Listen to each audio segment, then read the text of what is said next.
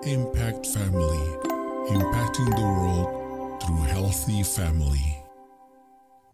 Saudara yang dikasihi Tuhan, sahabat Impact Family yang terkasih, saudara-saudara, pada waktu setelah Tuhan Yesus disalibkan, walaupun begitu banyak orang yang menghina dia, begitu banyak orang yang mencaci dia, namun saudara, masih ada juga orang-orang yang mengasihi dia.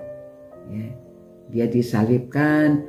Memang beberapa murid-murid juga ketakutan, mereka lari. Namun ada beberapa wanita-wanita juga, mereka tetap setia menemani dia. Ada yang melihat dari jauh, ada yang mendekati. Dan saya rasa pada waktu itu Maria yang melahirkan Yesus ke dunia ini, dia sedih sekali.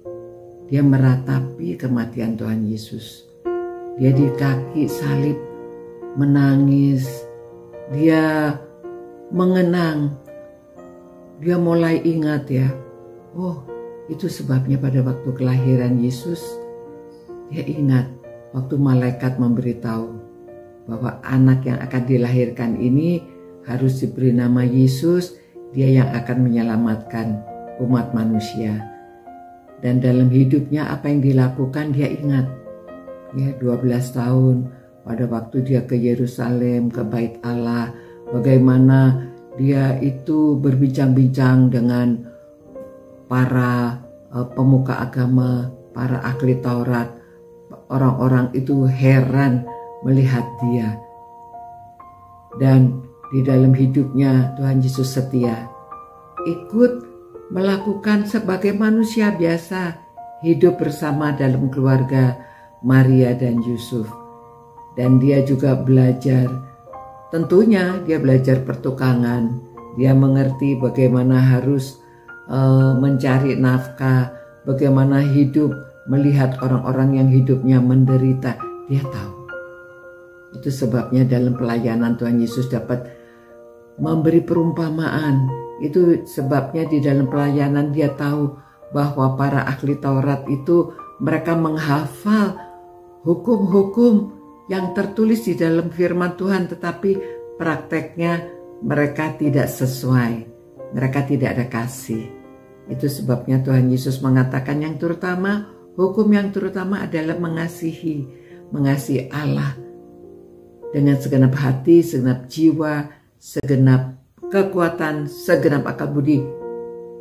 Dan kasihilah sesamamu manusia seperti dirimu sendiri. Itu sebabnya dia beritahukan, itulah hukum yang terutama, harus mengasihi.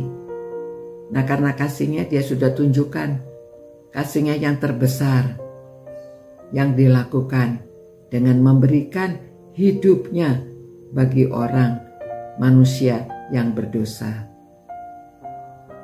Dan pada waktu dia disalibkan setelah Tuhan Yesus wafat, ada juga orang yang mengasihi dia yang bernama Yusuf.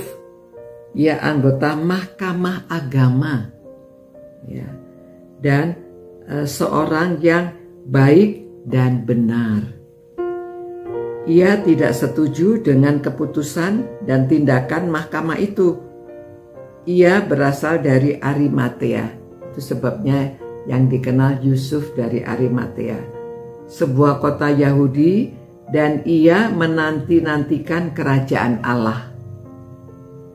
Ia pergi menghadap Pilatus dan meminta jenazah Yesus. Sesudah menurunkan jenazah itu, ia mengafaninya dengan kain linen, lalu membaringkannya di dalam kubur yang dibuat di Bukit Batu, di mana belum pernah dibaringkan jenazah. Hari itu hari persiapan dan Sabat hampir tiba. Ya, jadi ini setelah Yesus disalibkan itu ya, hari Jumat sore.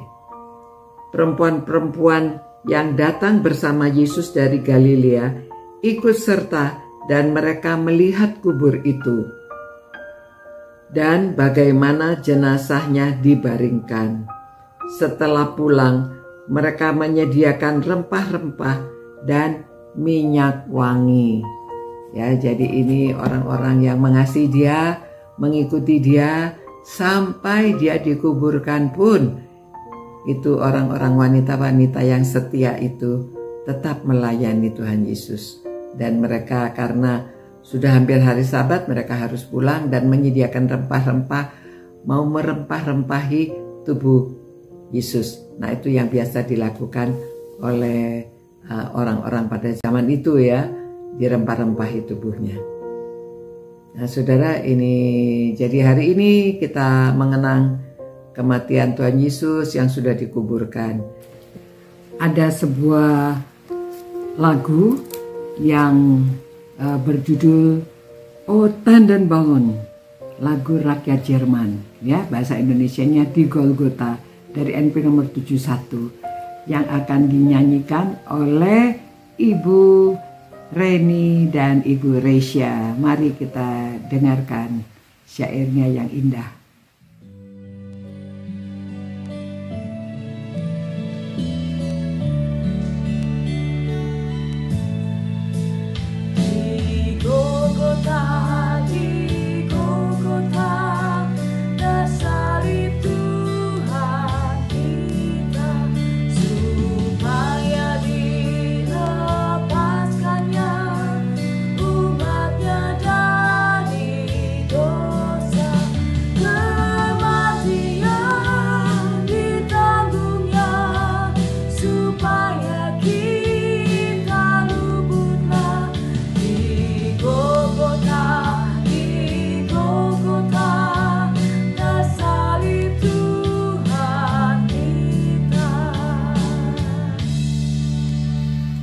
Nah, saudara-saudara, itu tadi hanya dinyanyikan ayat pertama ya.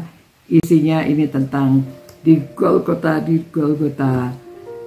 tersalib Tuhan kita. Dan biarlah kita akan mengenang apa yang sudah dilakukan oleh Tuhan Yesus bagi kita semuanya.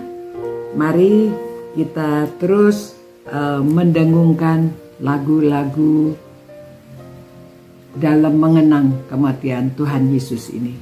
Ini kesempatan kita semuanya juga menaikkan pujian ya, bahwa di Golgota Tuhan kita disalib.